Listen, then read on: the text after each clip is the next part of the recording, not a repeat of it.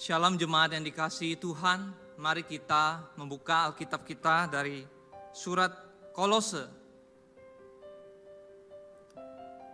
Kita akan memperhatikan Alkitab kita, menyimak surat Kolose pasal yang ketiga. Saya akan membacakan untuk Bapak Ibu Saudara, Kolose pasal 3 ayat yang pertama sampai yang kedua. Karena itu kalau kamu dibangkitkan bersama dengan Kristus, carilah perkara yang di atas, di mana Kristus ada, duduk di sebelah kanan Allah. Pikirkanlah perkara yang di atas, bukan yang di bumi. Demikian firman Tuhan.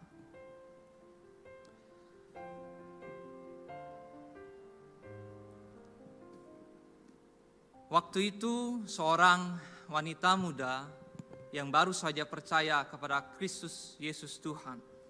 Ia memegang Alkitabnya, dia bermaksud untuk membaca Alkitabnya, dan dia membuka Alkitabnya dan sampai pada sebuah bagian, yaitu Kolose pasal yang ketiga.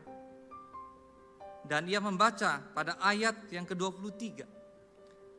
Apapun juga yang kamu perbuat, perbuatlah dengan segenap hatimu, seperti untuk Tuhan dan bukan untuk manusia.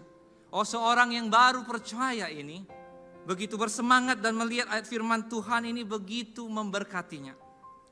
Apapun yang kamu perbuat, perbuat seperti untuk Tuhan dan manusia. Kemudian dia membalik halaman Alkitabnya.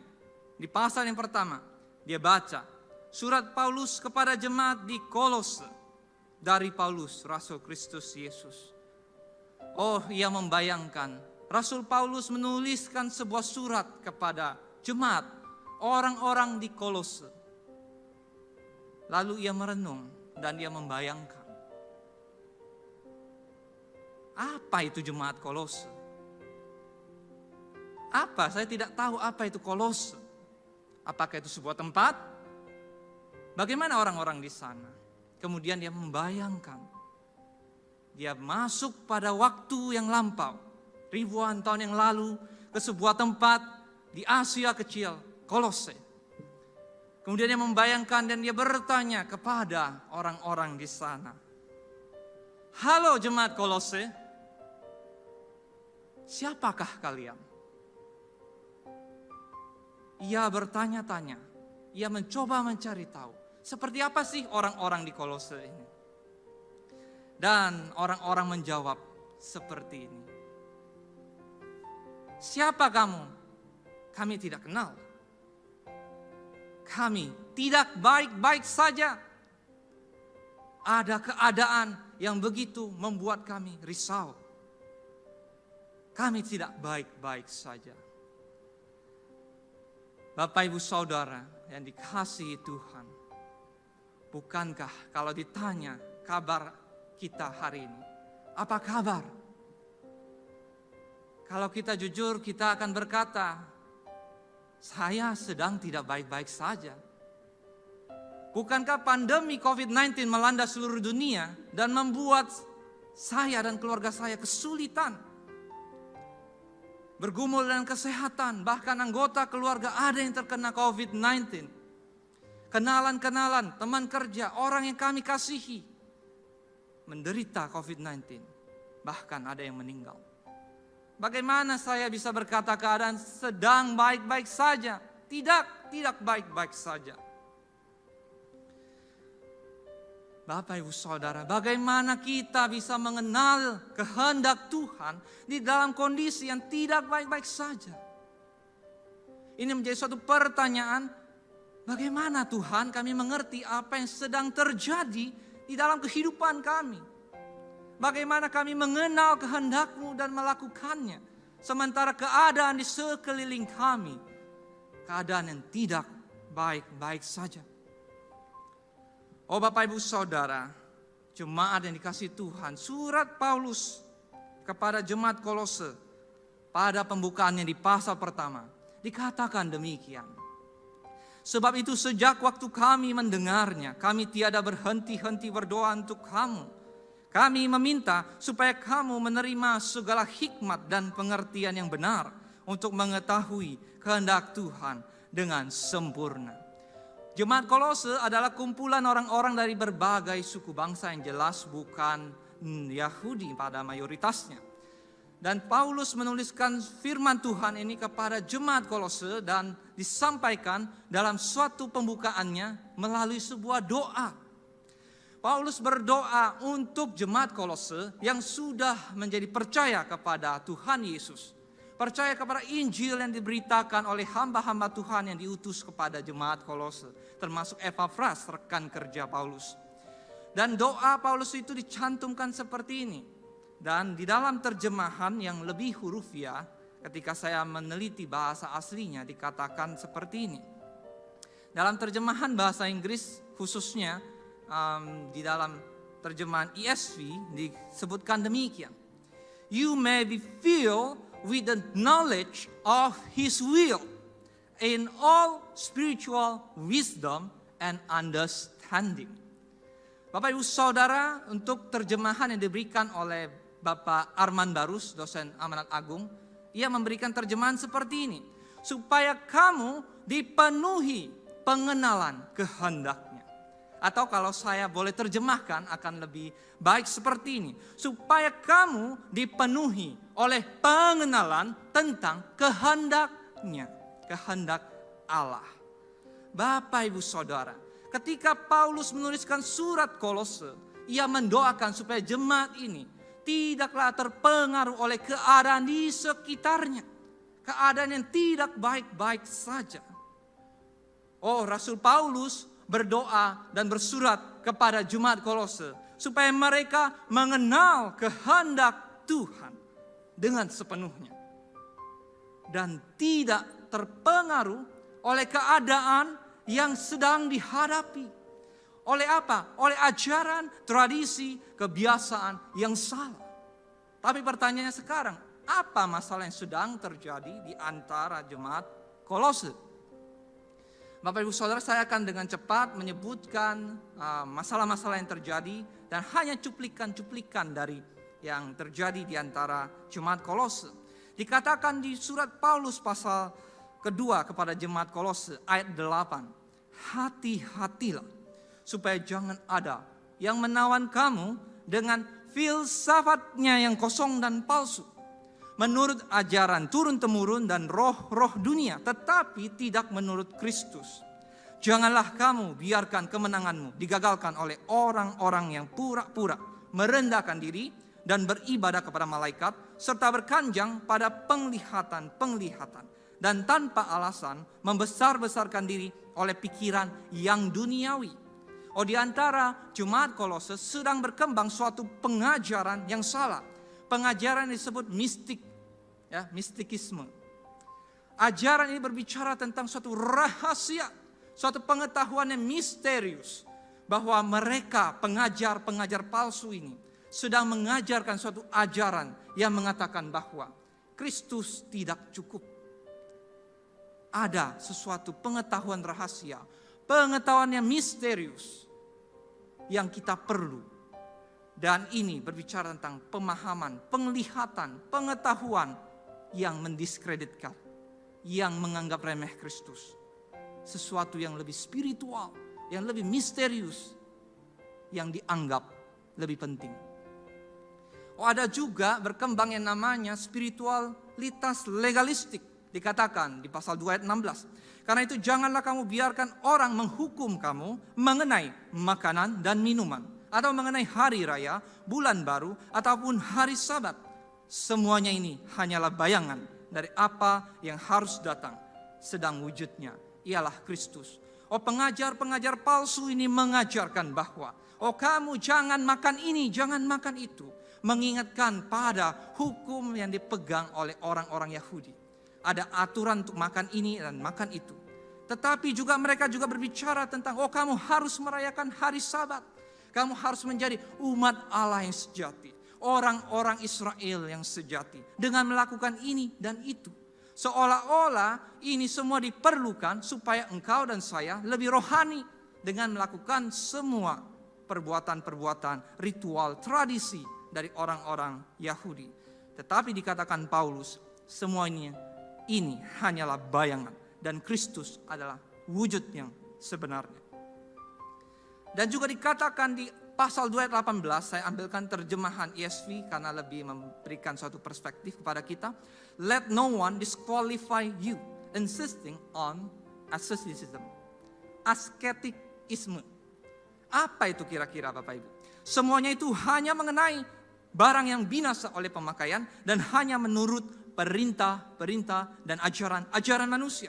Peraturan-peraturan ini walaupun nampaknya penuh hikmat dengan ibadah buatan sendiri, seperti merendahkan diri, menyiksa diri, tidak ada gunanya selain untuk memuaskan hidup duniawi.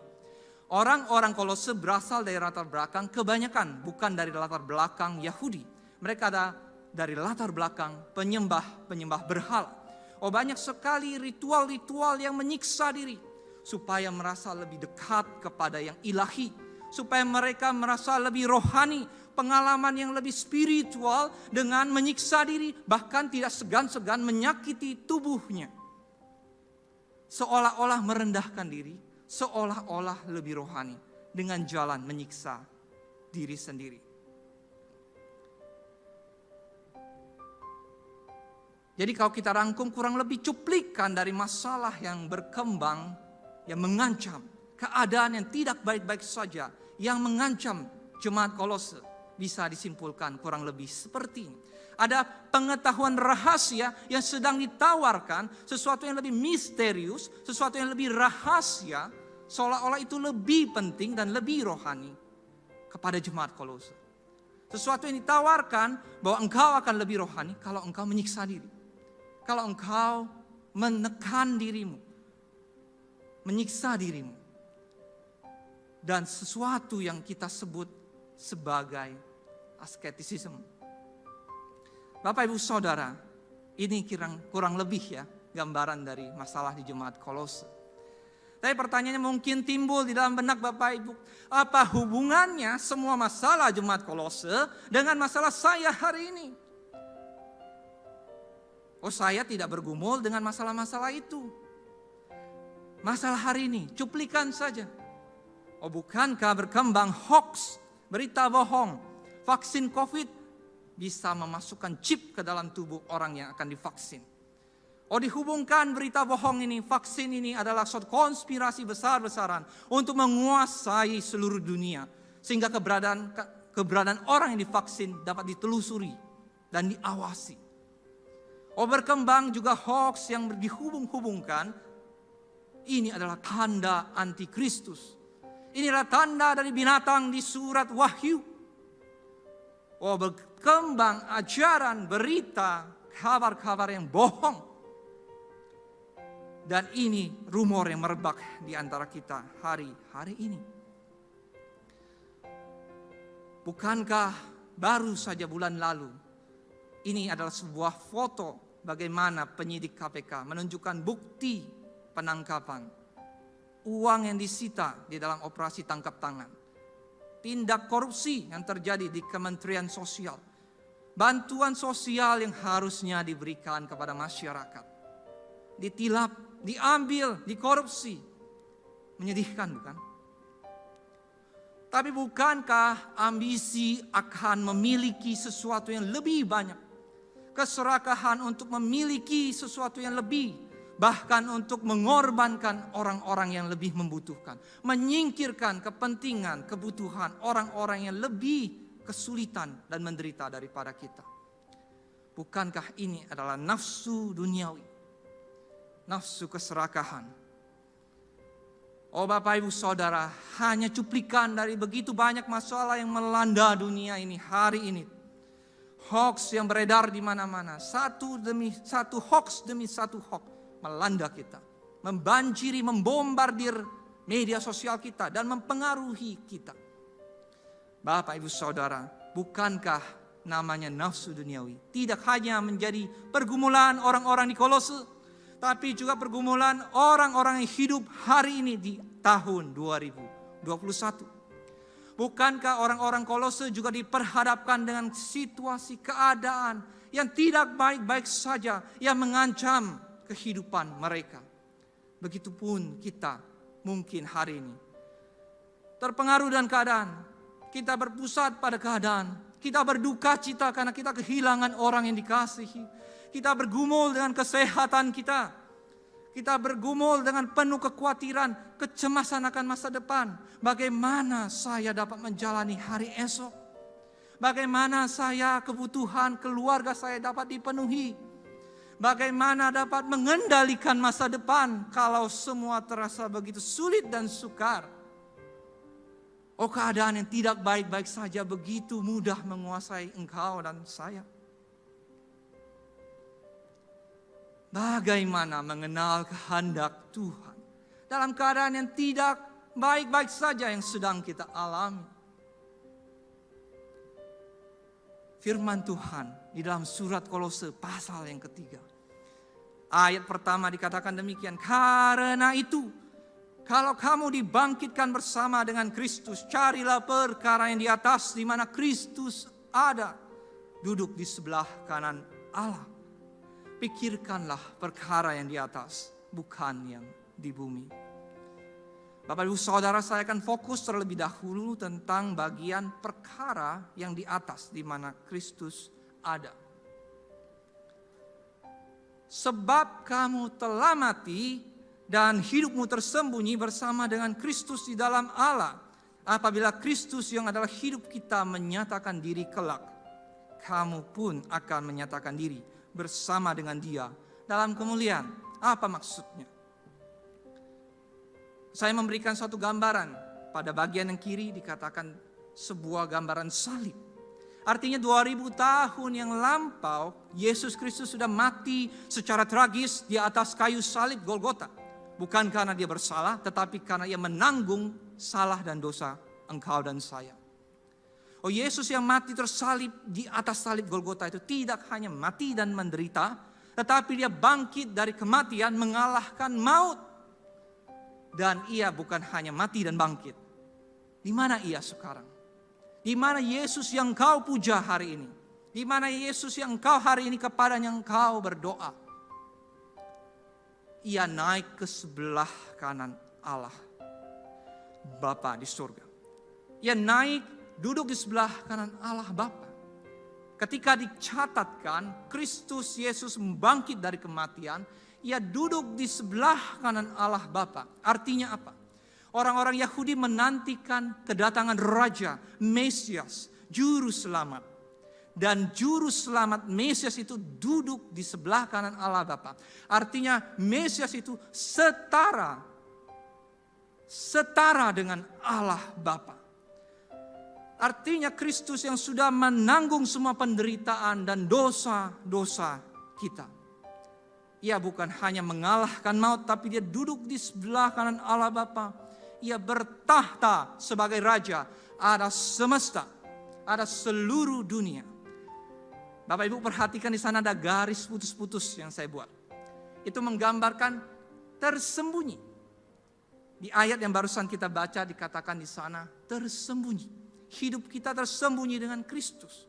Artinya keberadaan kita sebagai orang-orang yang diselamatkan oleh darah Yesus adalah orang-orang yang sedang disembunyikan bersama dengan Kristus.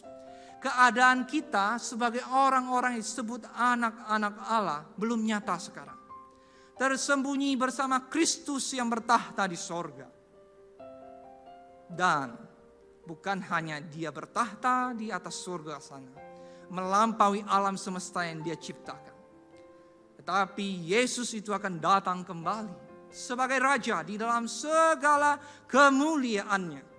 Dan saat itulah yang tersembunyi keadaan kita sebagai anak-anak Tuhan yang percaya kepada Yesus akan dinyatakan bersama-sama dengan Kristus di dalam kemuliaan hidup yang kekal.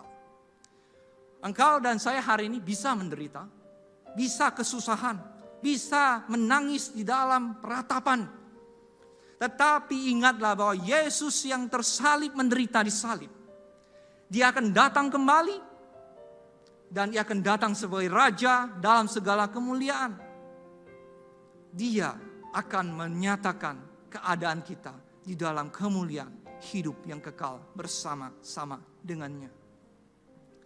Bapak Ibu Saudara, Demikianlah firman Tuhan dikatakan pasal 3 Kolose ayat pertama dan kedua. Carilah perkara yang di atas, di mana Kristus ada duduk di sebelah kanan Allah. Pikirkanlah perkara yang di atas, bukan yang di bumi. Di dalam bahasa Yunaninya ini kata kerja, carilah dan pikirkanlah. Ya, carilah dan pikirkanlah. Ini merangkum apa yang menjadi maksud Paulus pada bagian ini. Setelah panjang lebar di pasal kedua, ia berbicara tentang ajaran-ajaran yang sesat, ajaran-ajaran keliru, keadaan yang tidak baik-baik saja yang dihadapi jemaat Kolose. Ia masuk ke pasal ketiga dan berkata demikian. Carilah perkara yang di atas. Bukan kita hanya berpikir soal surga nanti. Bukan bagaimana surga itu terbuat, lantainya dari emas atau apa. Tetapi kepada Kristus yang duduk di sebelah kanan Allah. Ini berbicara mengalihkan fokus kita pada dunia yang sedang bergumul di dalam penderitaan ini, dalam segala dosa dan kesusahannya, kepada Kristus yang menang. Kristus yang bertata sebagai Raja. Kristus yang akan datang kembali memulihkan segala sesuatu dan menghapuskan air mata penderitaan dan seluruh dosa dari atas muka bumi, di bumi yang baru. Dikatakan dalam terjemahan ESV, NIV, RSV seperti ini. Set your minds, untuk kata yang diterjemahkan dalam Indonesia, pikirkanlah. Pikirkanlah ini berbicara tentang bagaimana kita meletakkan fokus kita. Apa yang terus kita pikirkan, apa yang terus kita renungkan. Kita terus ulang-ulang di dalam pikiran kita, di dalam benak kita.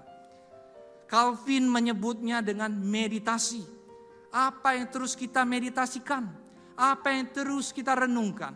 Apakah itu kecemasan, kekhawatiran? Tentu saja di masa-masa yang sukar kita memikirkan kesulitan, kecemasan, kekhawatiran. Tetapi firman Tuhan, set your minds on Christ.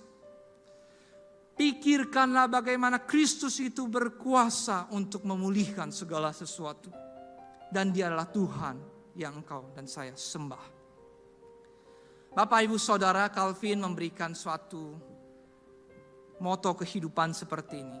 Cormium tibi overo domine prom te sincere. Ini adalah logo dari kampus Calvin University. Sebuah hati yang diletakkan di sebuah pasang tangan yang dipersembahkan kepada Allah. Ketika dikatakan, carilah perkara, pikirkanlah segenap hati kita, kehendak kita, kerinduan kita, hasrat kedalaman hati kita, yang kita gumulkan yang terdalam. Seluruh kehidupan kita dirangkum di dalam hati kita. Pikiran, kehendak, keinginan kita persembahkan untuk mengikut kehendak Tuhan. Untuk mengenal kehendak Tuhan. Bapak, Ibu, Saudara yang dikasihi, logo Calvin University diinspirasikan dari sebuah koin yang dibuat untuk memperingati Calvin. Dan dikatakan demikian, hatiku kupersembahkan kepadamu ya Tuhan, dengan sukarela dan tulus. Engkau dan saya bergumul, tapi hari ini jangan lupa persembahkan hati dan hidup kita, pikiran kita, kehendak kita, kerinduan kita, perenungan kita yang kita ulang-ulang di dalam pikiran dan hati batin kita kepada Kristus. Kita belajar untuk memfokuskan pikiran, kehendak kita kepada kehendak Kristus. Di pasal 3 ayat kelima, karena itu matikanlah dalam dirimu segala sesuatu yang duniawi, yaitu percabulan, kenajisan, hawa nafsu, nafsu jahat, dan juga keserakahan yang sama dengan penyembahan berhala. Dan semuanya itu mendatangkan murka Allah atas orang-orang durhaka. Dahulu kamu juga melakukan hal-hal itu ketika kamu hidup di dalamnya. Tetapi sekarang buanglah semuanya ini, yaitu marah, geram, kejahatan, fitnah, kata-kata kotor yang keluar dari mulutmu. Jangan lagi kamu saling mendustai, karena kamu telah menanggalkan manusia lama serta kelakuannya. Oh, mudah sekali rasanya ya. Contoh, ya mungkin contoh orang baik. Tapi hari-hari ini saya juga bergumul dengan kebencian di hati saya. Kekhawatiran, sakit hati, dendam. Bagaimana saya bisa dikatakan sebagai orang Kristen? Saya bergumul dengan dosa-dosa hari lepas hari. Berbuat kejahatan, berbuat kehendak duniawi. Mementingkan diri sendiri. Tidak peduli dengan orang lain. Bapak Ibu Saudara, ini adalah gambar hewan yang kecil. Yang hari-hari mungkin mudah kita lihat. Semut. Seorang ilmuwan meneliti tentang semut ini. Jadi semut berkomunikasi kepada semut yang lain itu dengan suatu zat kimia yang dihasilkan dari tubuhnya. Zat kimia itu disebutkan sebagai feromon. Feromon yang dihasilkan oleh semut ini adalah sarana komunikasi kepada sesama mereka, sesama semut. Oh, ilmuwan yang mendalami dunia persemutan ini, mendalami tentang semut, mempelajari tingkah laku semut ini, Edward Wilson. Dia ingin mengeksperimenkan semut-semut ini. Feromon yang dihasilkan oleh semut ini bisa menandakan, oh ada makanan. Ada bahaya, serang, musuh. Atau feromonnya juga bisa berbicara tentang aroma kematian. Ini semut sudah mati.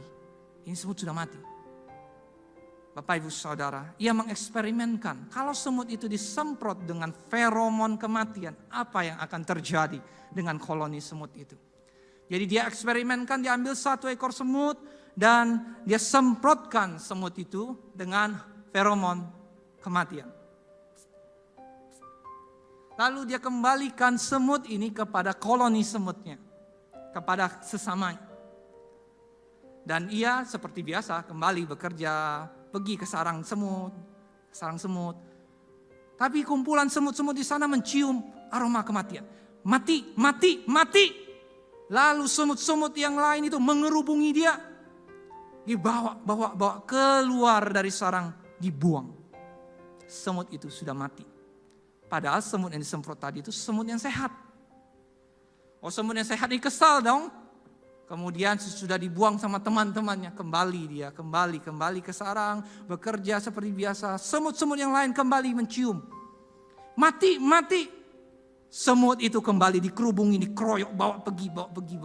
Buang semut itu. Berulang begitu saja. Di dalam hari-hari yang kita lalui, kita bergumul dengan kehendak dosa. Kita bergumul dengan keinginan-keinginan berbuat jahat, berbuat sesuatu yang tidak menyenangkan hati Tuhan.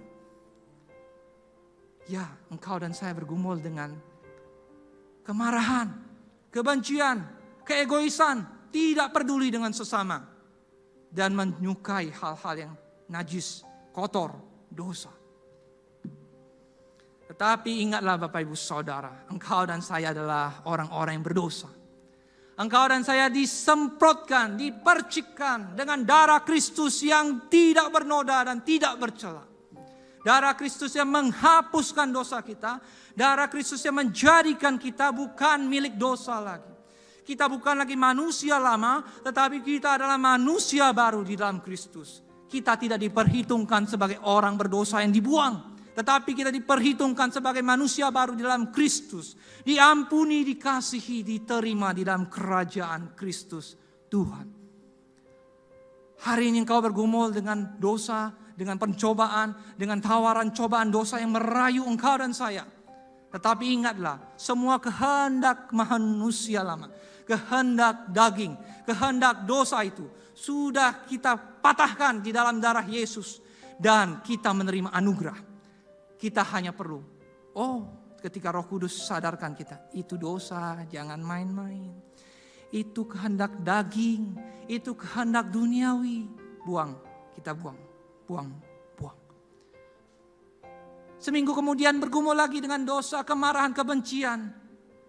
Ingat, darah Kristus menebus kita. Kita ciptaan baru. Buang, tinggalkan. Matikanlah kehendak manusia lama. Demikian firman Tuhan. Dan telah mengenakan manusia baru yang terus-menerus diperbaharui untuk memperoleh pengetahuan yang benar menurut gambar haliknya. Karena itu sebagai orang-orang pilihan Allah yang dikuduskan dan dikasihinya, kenakanlah belas kasihan, kelemah lembutan, dan kesabaran. Hendaklah perkataan Kristus diam dalam segala kekayaannya di antara kamu, sehingga kamu dengan segala hikmat mengajar, menegur seorang akan yang lain sambil menyanyikan mazmur, pujian, dan nyanyian rohani. Kamu mengucap syukur kepada Allah di dalam hatimu. Dan segala sesuatu yang kamu lakukan dengan perkataan atau perbuatan, lakukanlah semuanya itu dalam nama Tuhan Yesus, sambil mengucap syukur oleh Dia kepada Allah Bapa kita.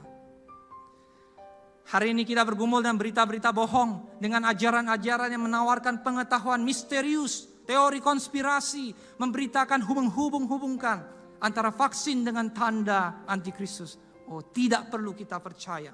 Kita perlu mengingat firman Kristus, membaca Alkitab, menerima kebenaran firman Tuhan, dan kita dituntun dengan hikmat bijaksana dari Tuhan untuk membedakan antara kabar bohong dengan fakta kebenaran. Untuk mencintai kebenaran, bukan berita yang palsu.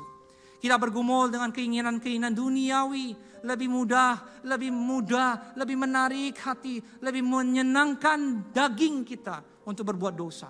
Tetapi ingatlah, matikanlah kehendak manusia lama, sebab kita punya Kristus. Kita tidak perlu bersusah hati terus-menerus di dalam keadaan. Jangan biarkan fokus hati kita, pikiran kita, kehendak kita tertuju pada keadaan yang sulit, tertuju pada kondisi yang tidak baik-baik saja. Tetapi tujukanlah fokus kita pada Kristus Tuhan yang menang atas dosa dan maut. Kita butuh firman Kristus untuk mengenal kehendak Allah, untuk hidup berpusat pada Kristus. Keadaan di sekeliling kita boleh tidak baik-baik saja. Suasana hati kita boleh berkecamuk. Tetapi ingatlah, Yesus Kristus Tuhan akan datang kembali di dalam kemuliaan. Dan Dia akan memulihkan segala sesuatu. Hari ini kita belajar mengenal kehendak Tuhan dari Kolose pasal yang ketiga. Berfokus kepada Kristus. Segenap pikiran kehendak kita kepada Kristus Tuhan. Matikan kehendak manusia lama dan kenakan hiduplah sebagai manusia baru di dalam Kristus Yesus. Halo jemaat Tuhan, engkau yang di rumah, engkau yang di gereja, apa kabarmu? Keadaan sedang tidak baik-baik saja. Meskipun keadaan sedang tidak baik-baik saja, marilah kita tetap hidup mengenal Tuhan dan menaati kehendak Allah di dalam Kristus Yesus. Jangan mau digeser dari pengharapan Injil Tuhan untuk fokus kepada keadaan yang sulit, untuk fokus pada berita bohong, untuk fokus pada nafsu duniawi kita. Tidak, fokuslah pikiran kehendak kita kepada Yesus Tuhan yang akan datang kembali dan memulihkan segala sesuatu di dalam langit dan bumi yang baru.